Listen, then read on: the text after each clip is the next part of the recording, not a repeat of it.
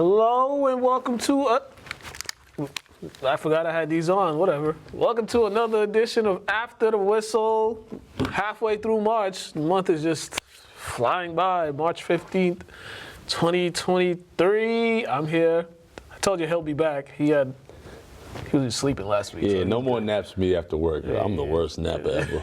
You know me, bro. My naps turn into slumbers. It is all good. It's all good in the hood. We are here. Pedro's here. It's a busy week for everybody. We got a lot to talk about. First, March Madness is here. The tournament kicks up. Well, they got the play-in games going on. They had two last night. Mississippi State game was pretty good. They had a chance. They got a wide open look. Wide. When I mean wide open. Corner three, too. Oh, okay. At least it wasn't a layup. Nah, but then he had to tip in, too. Okay. He was right there, too, and then missed. I was like, yeah, just wasn't meant to be. You know what that layup comment was for. Wide open. It wasn't wide open, but come on. We'll talk about that later. Oh, man, let's get to these brackets, man. Let's look through March Madness, even though this is probably the least talked about college basketball season that I've seen in the longest time. I don't know if you feel the same way, but I feel that way. I'll be honest. It felt like, because I was like, I'm wondering where the commercials at for, for the NCAA tournament. Where's that? I am a giant, That's a throwback with girls' college basketball. But, not much talks about it at all. So much other news that's getting in the way of college basketball, which shouldn't be that focused on. I feel like the biggest story in college basketball so far has been the whole stuff happening at Alabama. Yeah, I mean that too, and that happened like weeks ago. You know what I mean? So it's like even what's going on in the NBA, that's kind of like overshadowing. Like John Morant's life shouldn't be overshadowing college basketball.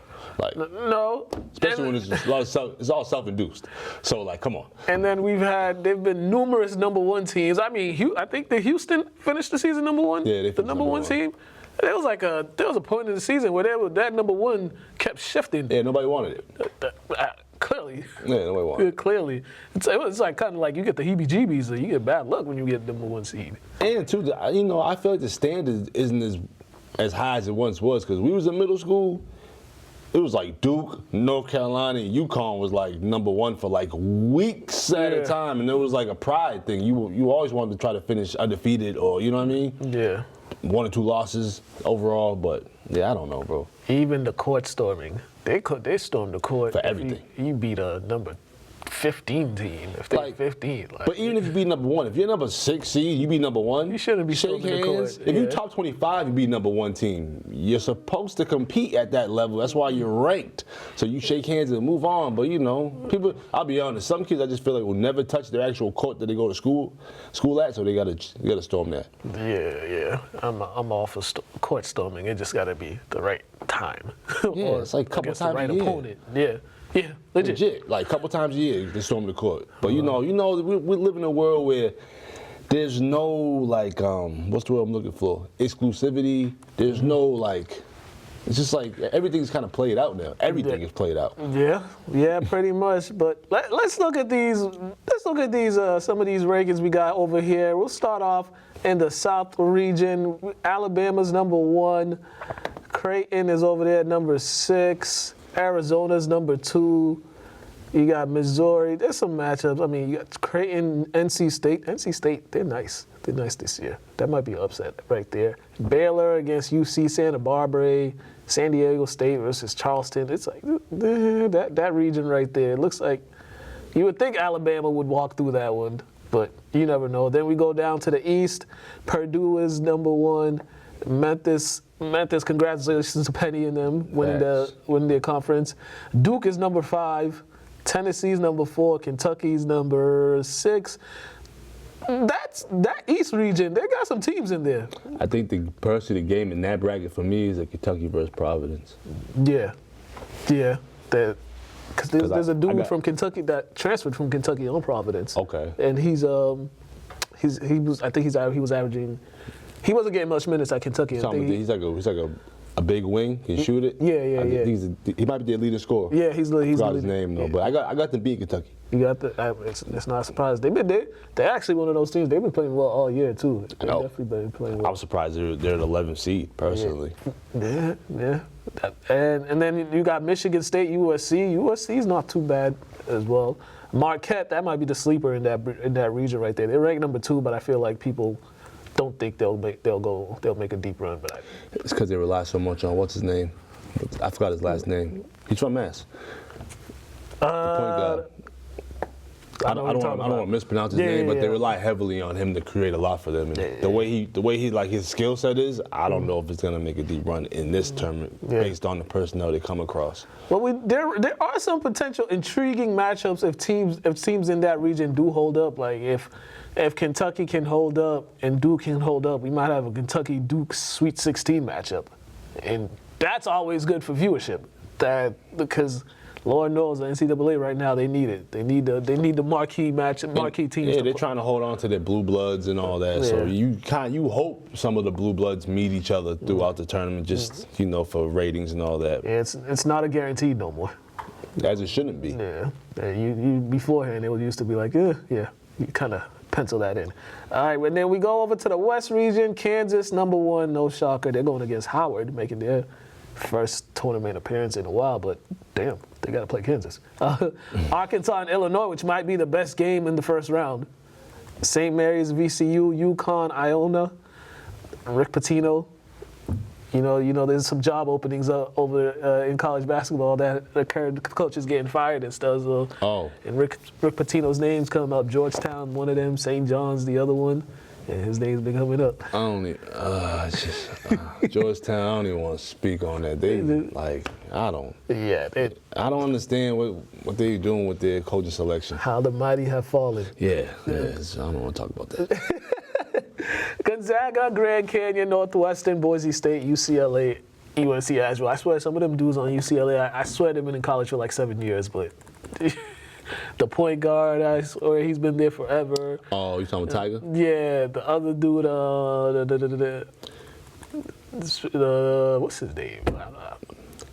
I don't know, but he looked like he been there. I almost said Jaime Jaquez, but I forgot. No, his last name was Jaquez. I just forgot his name, man. That's crazy. Yeah, he's been there forever. He look like Baby Bash. Yes.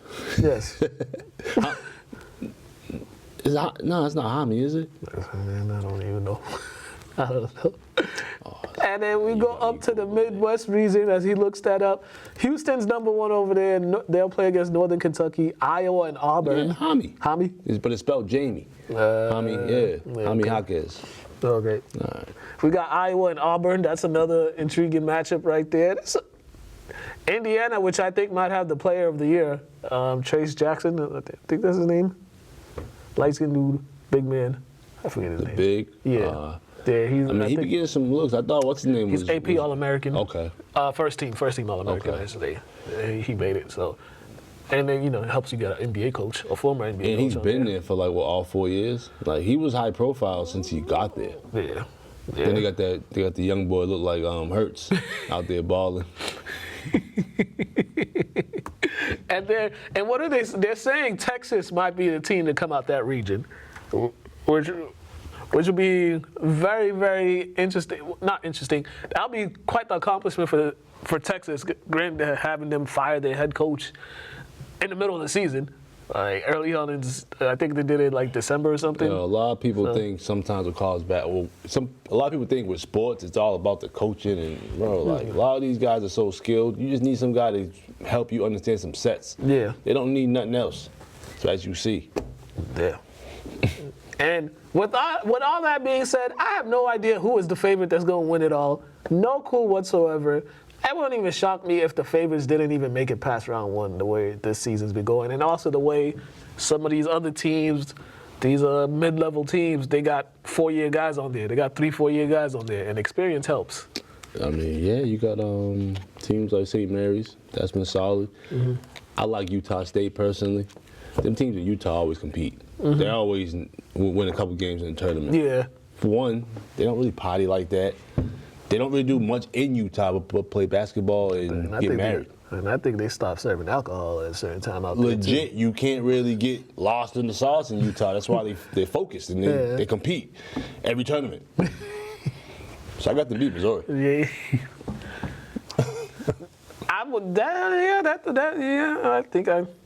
Yeah.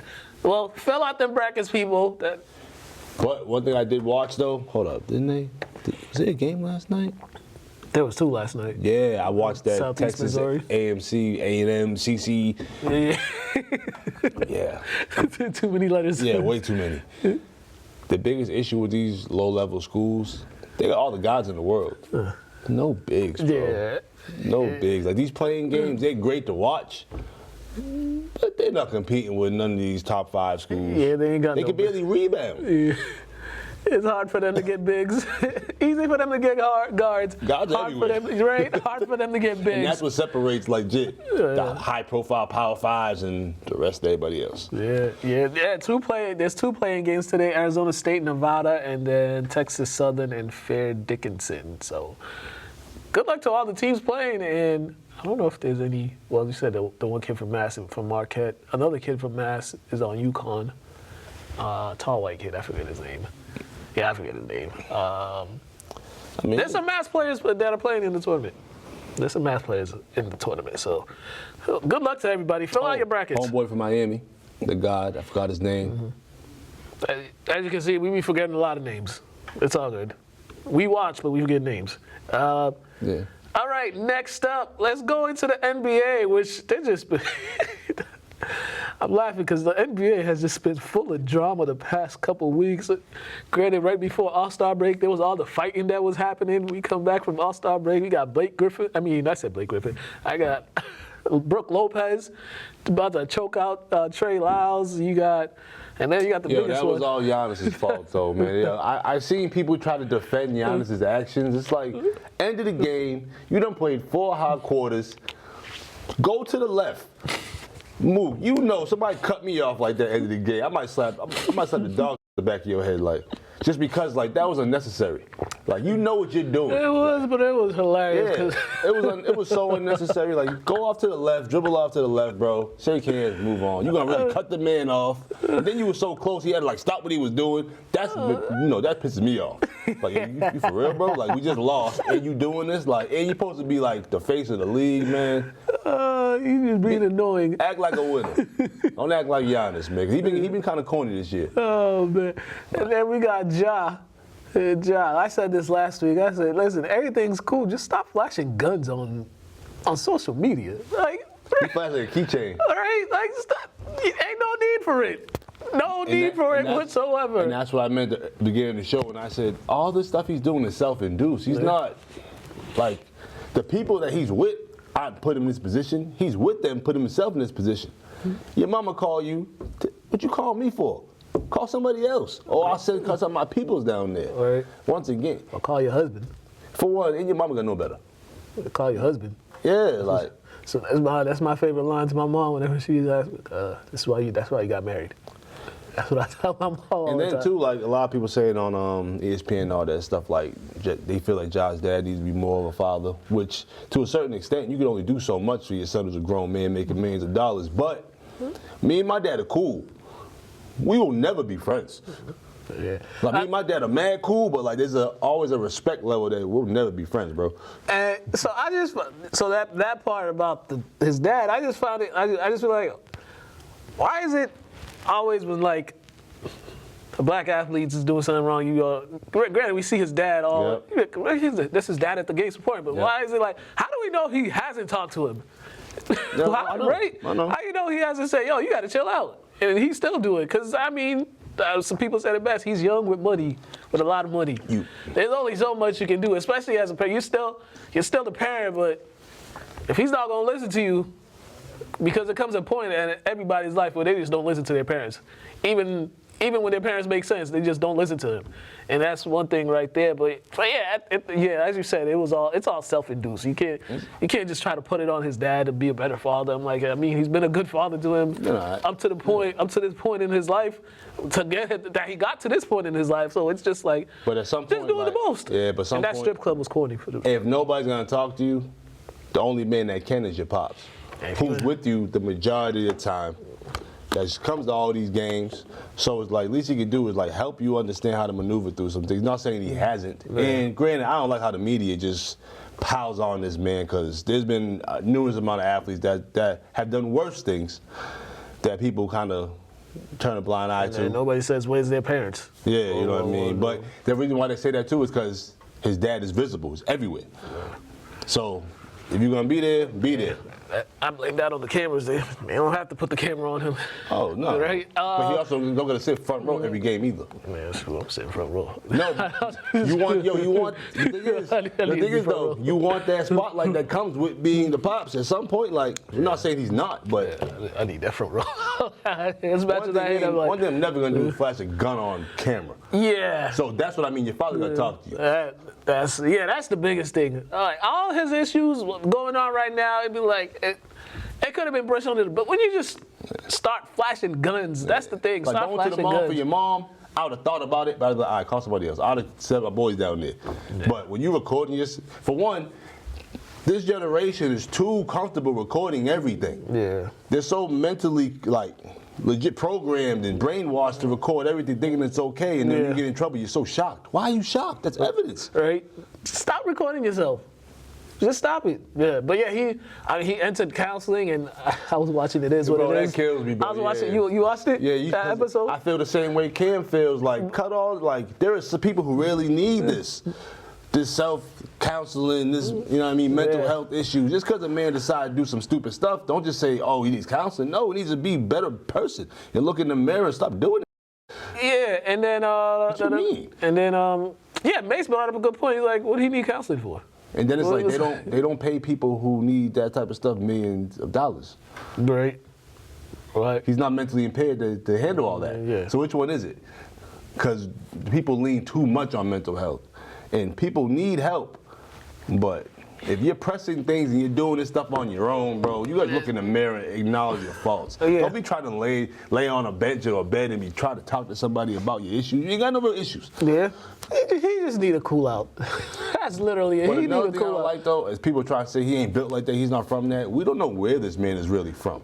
We know we come from a two-parent household. We don't know what he was like once he left the house. People ask me, what is it like having dad as a cop? I look at them like it was normal.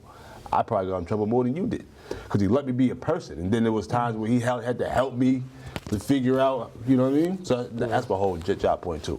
Yeah, I just think he just needed. He was just doing the most. He didn't really need it to. Even Steven Adams is like, when Steven Adams is telling the whole team, you guys need to chill out. You guys need to be more focused and stuff like that. And like, you know, he was basically telling them, just chill out. Let's focus on winning. And they still. But Memphis is hot right now. Literally, like rap, murder rate, everything.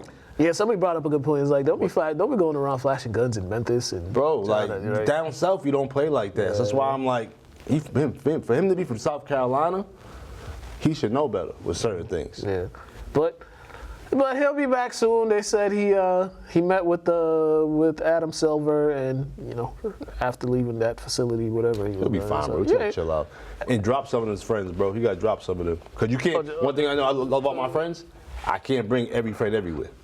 Just stay in your house and play some video games, man. And I learned that. Yeah. Yeah. Just stay in your house. Well, don't stay in your house all the time, but just sometimes just play some video games inside. Have a chill night. Don't be out all the time. Tighten up your circle, man. You gotta tighten it up, man. And don't flash the guns. If you legally have the right to carry it, it's cool. Just don't flash it. We don't want to see all that. Other NBA news, my man Fred VanVleet spoke for all the players. I don't know what day it was. I think it was either Thursday or Friday. He spoke for all the players when he went at a ref, naming the ref for the terrible texts he got, and he brought up a lot of valid points, because he was like, all his texts have been from the same ref. And at that point, you just like, you get fed up, and the refs have been horrible. Everybody's seen it. They've been completely horrible this year. When you got a ref that sets a pick on Chris Paul, because he doesn't know how to get out the damn way, he should have got fired for that. I've never seen that in my life. There's no excuse for that. You that need to only get happens fired. in football. Yeah, you need to get fired. And what happens? The football player gets a free shot at the ref. Yeah, And the ref, because he's part of the field. and the ref, what's he do? He takes it and moves on. That ref would have got ran over by Chris Paul, would have called a tech. I personally feel Taking the ejection. Dan Bleak should not have got a fine at all for this. My thing is, if you're gonna give players fines for critiquing refs, then you need to fine these refs and reprimand them for making awful calls in BS texts. I'm really big on the text. The text, yeah, Because me calls too. are calls, Yeah, but the when text. you make BS texts, you need to get $30,000 out of your check. Like, who was it? What's the young dude on the Raptors' name? He be playing defense. Got the teeth. Scotty Barnes. Oh yeah, Scotty Barnes. He got ejected because he was talking to himself. How do you eject someone for talking to themselves? I did hear something. You got money on this game or something like that. Oh, shoot. But regardless, that's not. I wouldn't even see nobody up for that. I mean, the ref he said it to was kind of in that. He was part of that. How's he even still got a job? He was part of that. I have no idea. I have no idea. We can't even be guilty by association with little stuff in the street. This man guilty by association with a federal case, and he's still there? Crazy. Crazy. I seen Tatum get ejected for clapping. We've seen a lot of players get ejected for the littlest things, all because they made a bad call, players went, and the ref decides to ego trip and like get him out of there. I'll be honest. That stuff, there's too much money on the line to have these guys determine things. They need to get fired for certain stuff. There's too many refs trying to become refs. Yeah. So there's too many guys trying to climb the ladder that you got to hold on to these guys that you might consider them as like credible referees that's been around for a certain amount of time, but there are guys that you could turn into that as well. Especially now the way the league is with gambling being legalized anywhere, and a lot of a lot of these leagues are getting sponsorships from them from certain gambling stuff. So it's kind of like you kind of want your product to be, you kind of want the product to stay intact, and you kind of want the players out there on the court. So. And you don't want the ramifications. You don't want refs controlling things again. You seen what happened? Yeah. With Donahue. Yeah. So good on Fred VanVleet for that. He didn't care about the fine too, because a lot of players went on social media and agreed with him. My thing is though, everybody can talk about any player. You can post anything you want about a player, but players can't say anything about the one people that make their life difficult. They can't even say anything. Right. See, makes no damn sense. At all. You ain't gonna tell me what I can't say, especially if I ain't cuss nobody out. Right. Facts. All right. NFL free agency, I think it officially starts today at midnight, I think it officially started, but there was some stuff that went on. The Bears traded the #1 pick to the Panthers. They got back DJ Moore, good wide receiver who almost, Baker Mayfield was trying to get him out of the league the way he wasn't throwing him the ball, but that's a story for another day. Looks like the Panthers are going to be aiming for a #1 pick or something like that, but the Bears, good job on them. They got a pick. They got a receiver for their young quarterback who's shown some progress, and he needs a receiver because you don't want him running the ball so much, the way he was carrying that team last year. And now for the Panthers, it's like, what are they going to do? Are they going to draft a quarterback? Who are they going to do? Because there are some quarterbacks in the draft that they need, because they just traded Sam Darnold. So it's like, but there's more so I'm looking at this from the Bears' perspective. Finally, they're trying to build around a quarterback that you could place the franchise on, because they haven't had one in forever. Yeah, Carolina looks like they're just trying to be dumpster barrel success this season. But the Bears, they're making strides in the right direction. Yeah, I think the Panthers are. Yeah, they're trying to build, because now you got a new coach, new GM. I think a whole bunch of new people around. So So they're basically trying starting to, from ground zero. So I'm thinking they're gonna get a quarterback with that first pick, because head coach now is a former quarterback and stuff. So You would hope, man. I would. You would hope. We just got to see what goes on because the logic in sports is starting to diminish. Yeah, who you telling? Who are you telling? But yeah, and the Bears too. They do have. I mean, I don't know when was the last time they actually had a productive wide receiver like that. It's been a while. I mean, you could say Brandon Marshall, but they never made the playoffs when Brandon Marshall was there. Devin Hester, but he was more so. I was gonna say he was their best He was option. their best weapon. I wouldn't call him a receiver. He was just their best weapon. that was it. So let's see what the good thing. Maybe good things will happen for the Bears. They need some good fortune. I think something positive will come out of this only because that man's ran the ball 80% of the time. Now he's able to throw it. Let it float around. And I think they've been making moves. They signed David Montgomery to a 3-year deal, running back. Yep. They out of Denver. So they're making moves in the right direction. And it's looking like that division could be wide open next year. So and I don't even know Jalen Ramsey, who his agent is, because he don't play nowhere cold. He started off in Jacksonville, got traded to LA, and now he's in Miami. I don't know if that's good football fortune or what, but those are 3 destinations that aren't too bad to play at. No, not at all. Especially with the Dolphins, that they were good last year. They had a good defense. Now you add in another All-Pro quarterback. You got some good DBs on there. They just need their quarterback to save it. All-Pro and a Super Bowl champ, correct? Yes. So he brings that championship caliber to Miami. They're already, transcending upward. Yeah. So they're just gonna keep adding pieces, and hopefully somebody gets injured so the Pats could be number 1 in the division.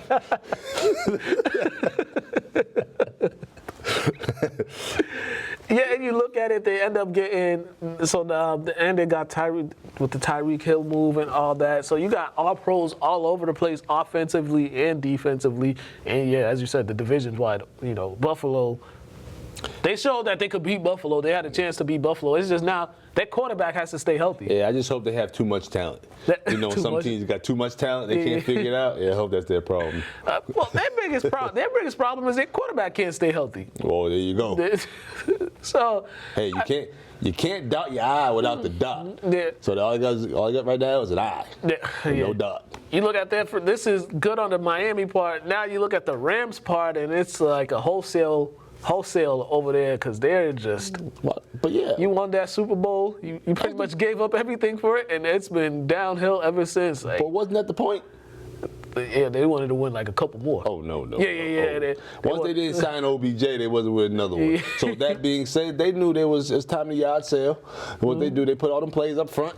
And now they giving them away. Yeah, they giving them all away. Now I don't even know who's going to be on that team next year because Aaron Donald might retire at some point. Honest, bro, I don't think St. Louis really cares that. LA really cares that much. No. I said St. Louis. Well, it's been a while, but yeah, I don't think LA cares that much because once again, you won one with the Lakers a couple years ago. You just won one with the Rams. So you're like, you know what? We could be bad for a couple years. And plus, it's LA. There's other things to do. And they got their money's worth.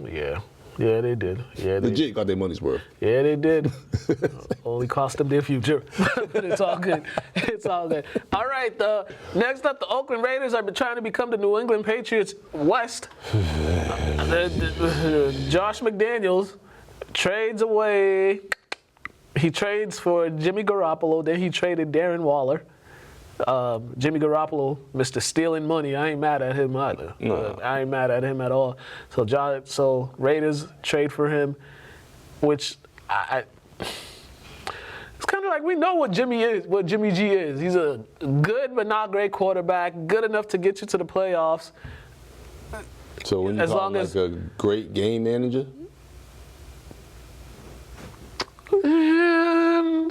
I wouldn't even call him a game manager. I would call him just somebody that's there.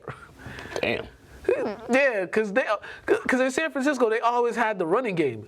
So it was the running game and the defense that was pretty much carrying him. All he had to do was make like one pass, Well, one or two pass. Yeah. But it wasn't even like a big pass. It'd be a short pass to Deebo Samuel, who turns it into like 90-yard touchdown. He's like the only guy that ever thrown for single passes to make a Super Bowl, right?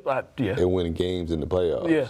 I mean, maybe this is him. Tebow, but Maybe. Oh, who said who? Tebow did that, but He don't count. He probably praying somewhere. But I just lost my train of thought. All right, maybe this is him telling his agent, you know what? I've been stealing enough money. Now I guess time to me to show them what I'm worth. And man, that week off is killing me right now. Excuse me, man. Fix myself. But yeah, you got to show and prove now. He has to show and prove. Yeah, he does. And then, well, you kind of need reliable receivers. You trade away your best receiver, tight end Darren Waller, to the Giants, and it's kind of like, bro, what are you doing? Well, McDaniels doesn't stand for genius at all. He's like the absolute. He likes to ruin teams. That's what he likes to do. Yeah, he ruins them, then he goes back to the Pats. He'll be back to the Pats a couple years from now. Now, shout out to Lawler getting married, Kelsey Plum. They just get married, so And his wedding gift is you're going to be traded to New York. Yeah, and they both played in Vegas, which is awful. But he didn't get invited to the wedding. He did not get invited. I wouldn't invite him either. That's what Kelsey said on the gram. So, I would not invite him either. McDaniel's like the absolute worst. He is. He's terrible. He's pretty much like he's trying to make the Raiders into the I don't know what he's trying to make. But who's he going to get to call the plays? Because his play call sucks too. What? So what's he going to do? He need to fire himself or demote himself or something. Oh, they also signed Jacoby Myers, the Patriots. I mean, not the Patriots, the Raiders.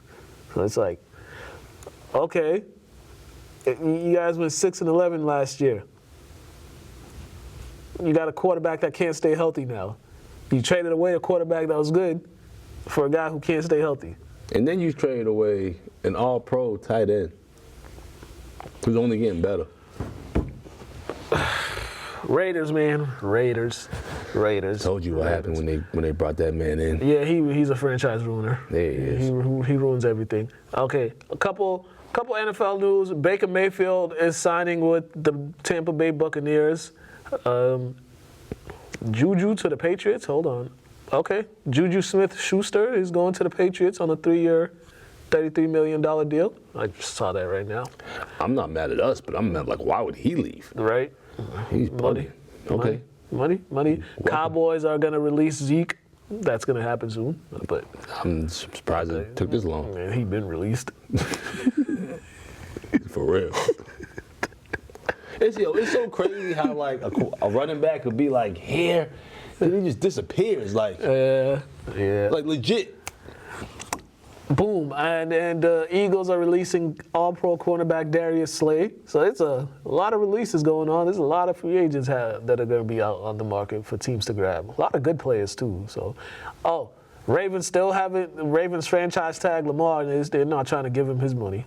Right. And there's teams that don't want to trade for him, which teams that need quarterback don't want to trade for him.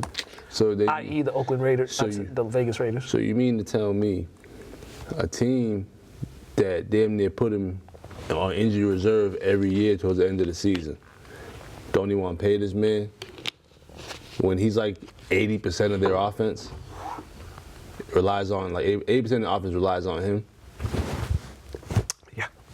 I ain't gonna lie. If I'm him, I'm either trying to see where I can go or I'm just gonna retire. Like, I got enough money, man. The Falcons don't want to trade for him. Like, it's like they're kind of clueless. Like, it's like they don't know the demographics of their city. And it's crazy, too, because everybody's so worried about the image of the quarterback. Who are you to say what a quarterback's supposed to look like? Right. If the man can play, everybody don't got to be handsome. Like, if the man has the skill set and can play, he deserves a job. Yeah. And he's already showed that he's a great quarterback. It's just the team he plays for, they suck. And with deciding on how to use him. That's not his fault. He got all the talent in the world. Yeah. Terrible. That's the NFL news we got for y'all right now. There'll be more next week. But why is the NFL like the epitome of American culture? Because it's America's pastime. And all right, we will go. Ain't no huddle this week. I forgot to. No huddle this week. Next week there'll be a no huddle segment. Athletes Corner. Well, this was recorded before they got bounced from the playoffs. So this was with Lynn English boys. We recorded this weeks ago, just so y'all know. Check that out, then we're going to come back with high school sports.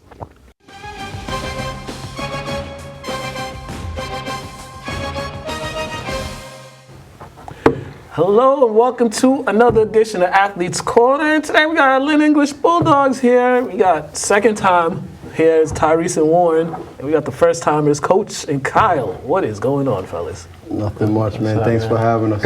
No doubt, no doubt. These guys, they happy because there's no school. That's why these guys are happy. All right, Coach, a new year for you, another year two for you. Won GBL this year, finished the regular season 19-1.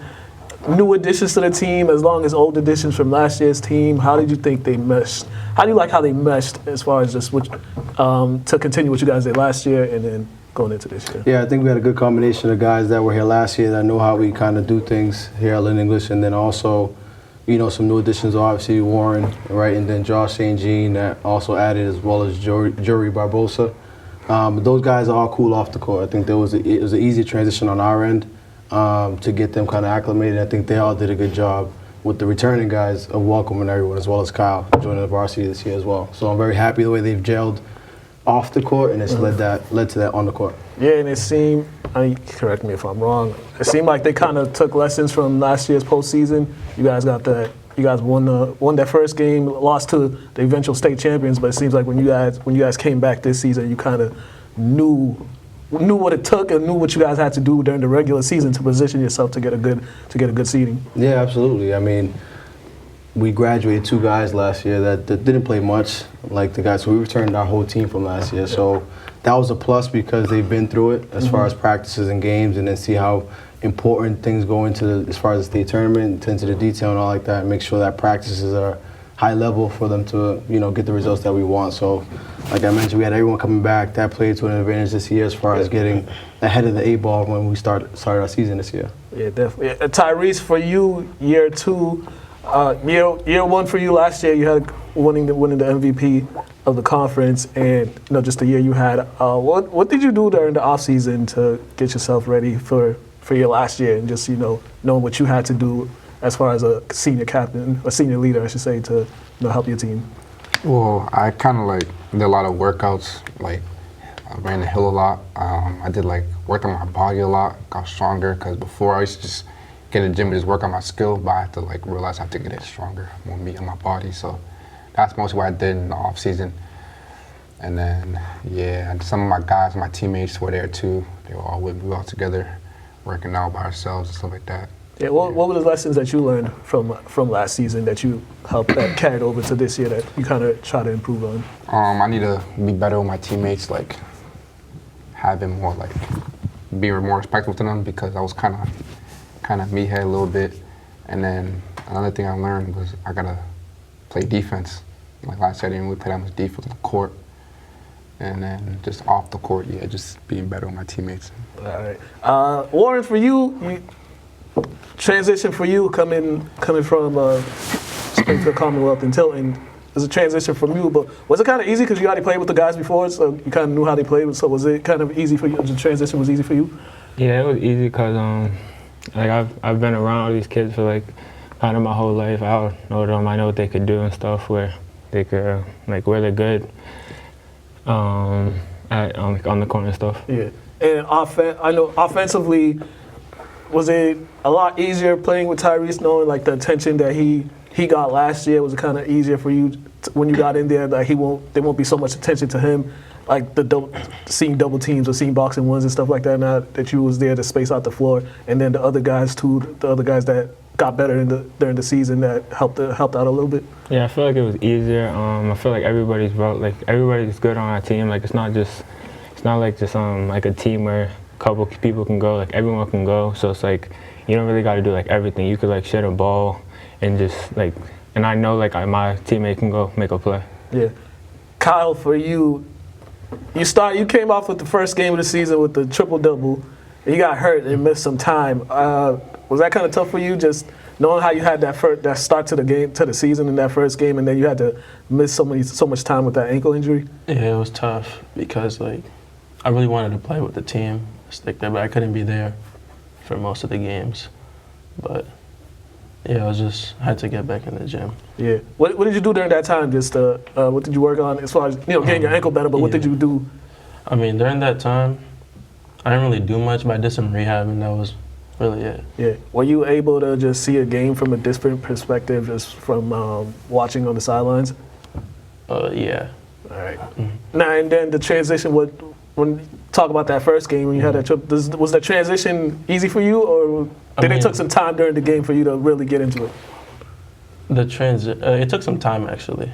Yeah, it took some time because what's it called?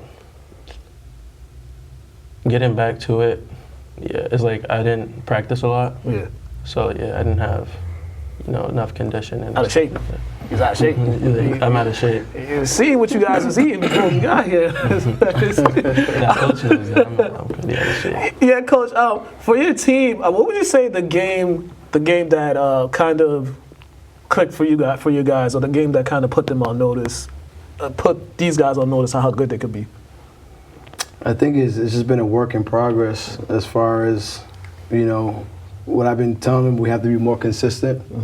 We hit some good stretches defensively that kind of we all clicking on the same, the same tune, right? Yeah. And I think that's what I tell them. The challenge is now going to state tournament is now you have to make sure we're all, going in the right direction and get everything right? Do whatever we need to do to advance to the next round. And, it's been a work in progress all year. And like I told them, we just want to make sure we're playing our best basketball going into March. Yeah. In that stretch, the last 4 games of the season, for everyone here, what were some of the lessons you guys learned as far as just closing out games? Because, you correct me if I'm wrong, from the Malden Catholic game, it seems like you guys, you got yourself back into the game after being down double digits. You got yourself back in the game, and you had a chance to tie it up and possibly send it to overtime. But what did you guys learn about just like the late game execution in that game, because you guys didn't execute the way you wanted to late in that game? Yeah, I told them after the Marlin Catholic game, we brought it down to a 1-possession game with under 2 minutes left, right? And we turned the ball over. Also, we had some late game execution things that we want to make sure we clean up, because I tell them now in postseason play, it's a possession basketball game, so those possessions are almost worth double or triple. So we got to make sure that we're locked in and we value those possessions, because it can come down to the difference of you winning or losing the game. Yeah, definitely. For you guys, was there something in that game that you guys kind of noticed that you guys had to clean up before postseason? You gotta learn how to close out games better. Like sometimes we would for example against St. Mary's, we started off strong. And we gotta learn how to continue doing that, being consistent throughout the whole game. Because if that's the case, we just blow every team. But we don't really do that.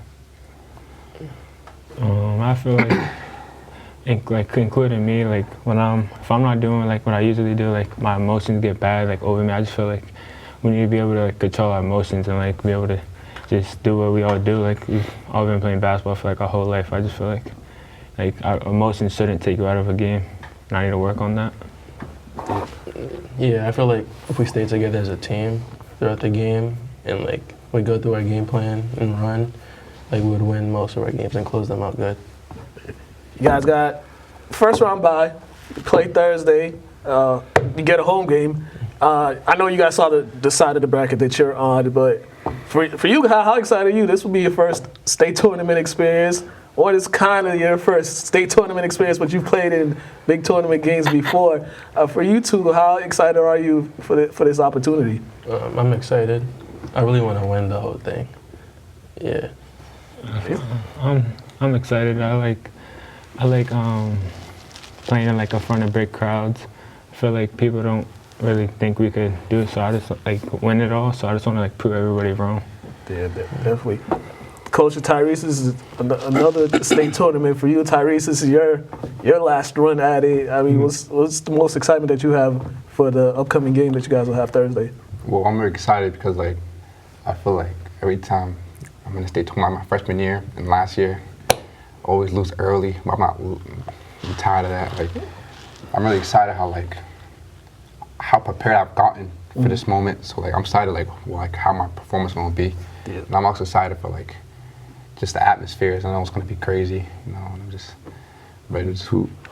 Yes, sir. And coach?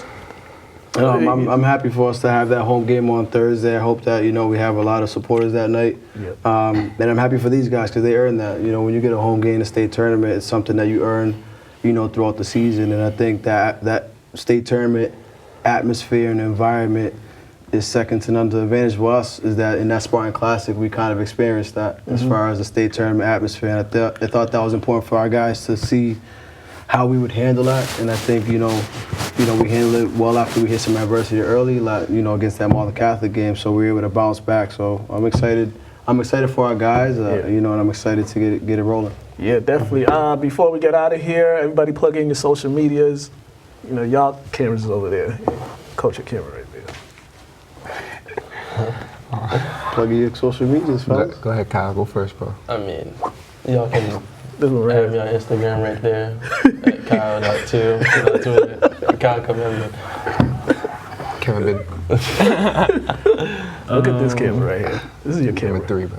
Yeah. On Instagram, it's Love Wizzy. On Twitter, it's Keel Jr. _. My Instagram is Lynn made Tyrese on both accounts.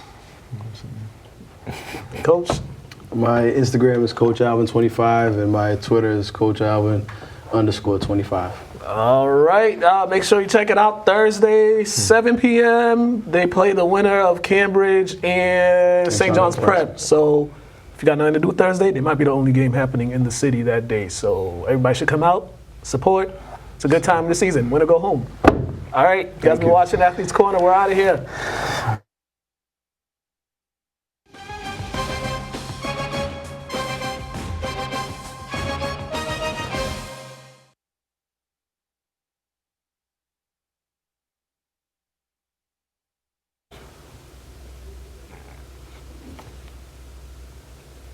I mean to tell you, bro. I mean to tell you, but when the camera switches, Tech need to be down there somewhere. St. Mary need to be up there. Tell Pedro that. I'm gonna tell you, he hit me. I don't want that graphic. Don't give me that shit. No, I don't want that. Nah. All right, and we are back. All right, time for high school sports update. Okay, post players and coaches interview. We got Marlin Catholic players and coaches. First up is head coach John Walsh. They are making their second straight trip to the state finals after defeating Charlestown on Monday at Woburn. It was a pretty good game, so check this out. Coach, it's like a tale of two halves right there. First half, you got to the 7-2 lead. And then already go like 16-2 run. Yeah. To the lead. That's kind of the first half, like a 16-2 run. What was like the difference? Well, when they went up 24-9, we came out. We didn't play as. I think we were a little apprehensive. A little bit maybe nervous. They went up 24-9, and then when Matt Gaffin hit those 3 threes in a row, that kind of brought us into it. And to be able to get out of the first half down 28-25, was huge because it kind of put us at ease a little bit. We were able to kind of settle into what we want to do, and it wasn't easy because that's a great team, and they do a great job. So it was difficult to get into what we wanted to, but eventually I thought we did a decent job. Matt, Bo, Nick, Ben Howard was tremendous. Ethan Tracy, obviously. So I was so proud of those kids. I really was. Defensively, what did you guys do in the second half to slow them down? It seemed like you guys moved a lot different. Yeah. They had 28 points at the half, right? And they finished with, I don't even know what they finished with. 53. So defensively, I thought we did a good job. I thought we limited them to like one possession a lot of times. They still rebounded the ball well on the offensive end, but not. We did a better job getting one and done in the second half. Lastly, second straight trip to the state title game for you guys. You seniors, a chance to go out on top. How happy are you guys? I'm just so happy for them, and in our locker room, you saw like Jamari Hamilton, KC, Tony Felder, like Wilfredo Martinez. Those kids are just like such an important part of the program when I first started here, and to see them that it means that much to them to come back and watch us play is just like it's something special. All right, congratulations on the win. Thank you so much.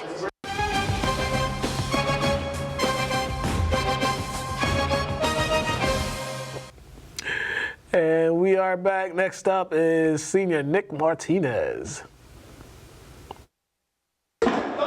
right, Nick? Going back to the state title again, you got another chance to win your second state championship. How does it feel for you? Man, it feels amazing. Last year I had Tony, Casey, Jamari. This year it's a totally different group. Everyone was doubting us at the beginning that we couldn't do it, but we're here. We're here to two-peat again. What did you guys do to get back in the game? It seemed like you made one shot, and then after that, it seemed like you found your offense. And what got you guys in the foot? Yeah, we started off really slow. It was just confidence, you know. After Walsh called the timeout, I huddled the team. I told them to relax, told them to bring their confidence. So we've been there, we've played them. You know, we just grinded it out. Defensively, what did you guys do to get them out of their game? Because early on, it seemed like they was getting whatever they wanted. How did you guys take them out of their game? Yeah, we weren't solid on defense. You know, Matt was breaking down, but at the end of the day, we got it done. Matt picked it up, really. Everyone picked it up after Matt picked it up. All right, man. Congratulations. Thank you, thank you, thank you.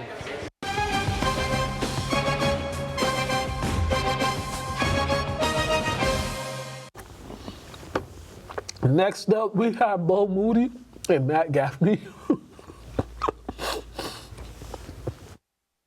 right, fellas, down 15 or 16 or so, you guys closed that first half on a 15-2 run. What changed for you guys to get you guys back in that game? I think we just settled into the game. I mean, coming out, we were a little nervous, we were a little tight. You know, this was their biggest game. We beat them twice already. They know what to expect. We know what to expect. I think they just came out with a little more urgency, a little more pressure, and we just weren't expecting that. Matt Gaffney, 3 huge threes in that stretch in the 15-2 run, sat down, you know, just kind of dug down on D, and we were lucky enough to play well in the second half, and we're back. It seemed like you guys, the three ball wasn't falling earlier. It seemed like after you guys hit like a couple, then it really just was like a floor. They all just started falling. Yeah, you know, once we go through like our scoring droughts, like, you know, we kind of get antsy. We don't play as hard. We kind of get nervous. But once we hit some shots, you know, we just get back in the flow. I mean, like once we hit our threes, I mean, it's really hard for us to slow us down. Defensively, you guys, at some point, you held up like 17 points in the second half. At one point, what did you guys do to slow down? We just tried to, like, number one on their team's a really good shooter. We tried to eliminate as many shots as we could. Nick Martinez. MVP! And, yeah, we tried to get the ball out of one's hands. We know he's a really good shooter.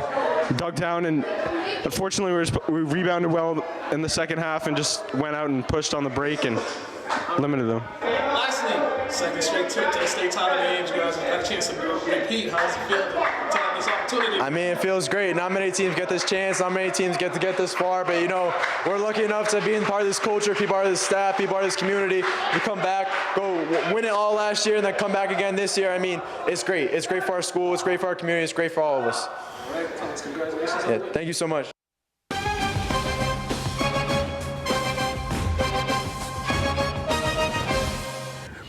All right, and we are back. All right, we're going to go to these highlights, and then we're going to come back. We got a little quick rant about the tournament. Check.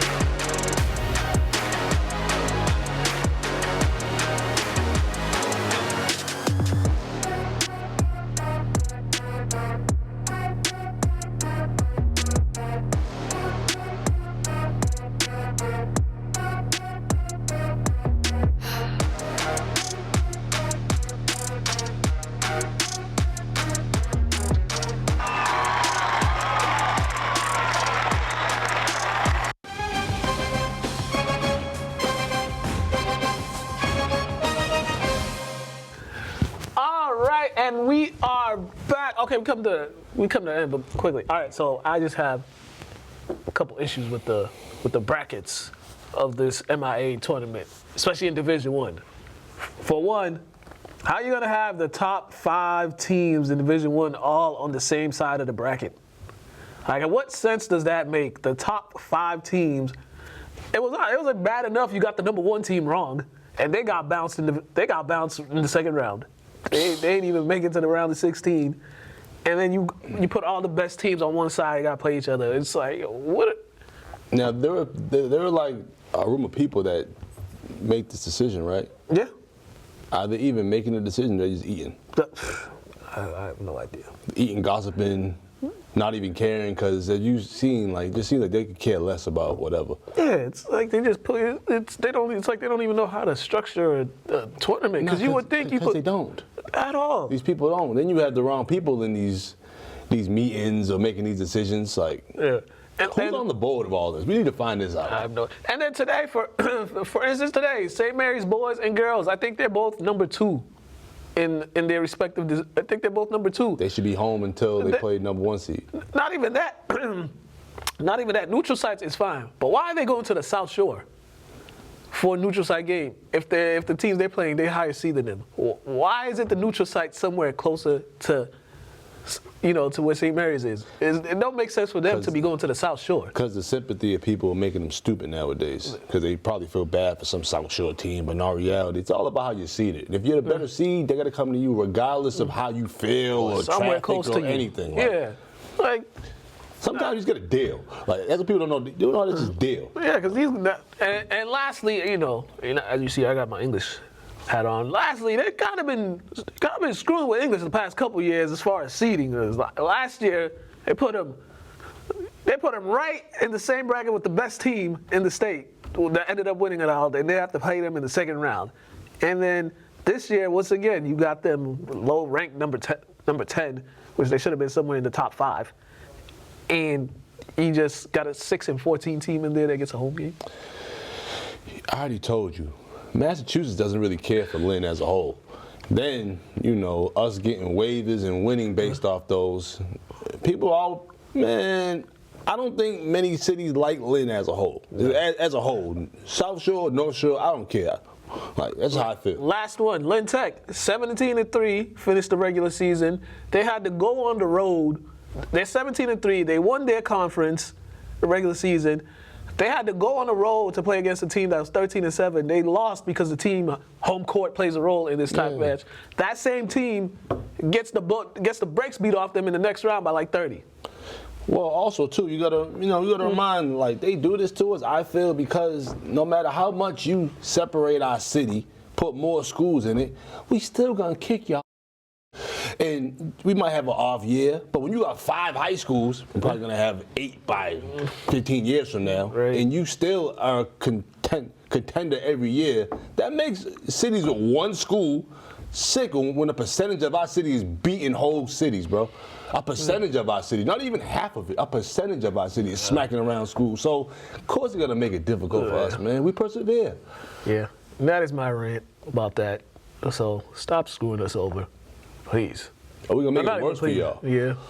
You're gonna have to deal with it. We come to the end of the program here. Make sure you follow him, Mr. Burton23 on Instagram, Mukala K on Instagram. Shout out to Pedro, the guy that makes the show go. Also, big shout out to the St. Mary's track and field coach. He's one of our loyal viewers. That's dope. He watches it. We had 3 of their players that competed in nationals over the weekend.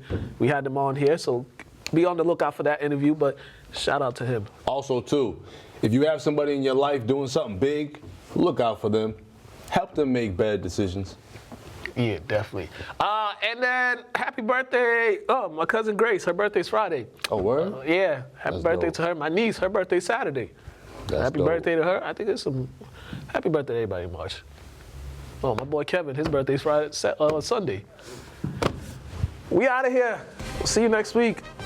I'm debating if I'm going to Quincy or not.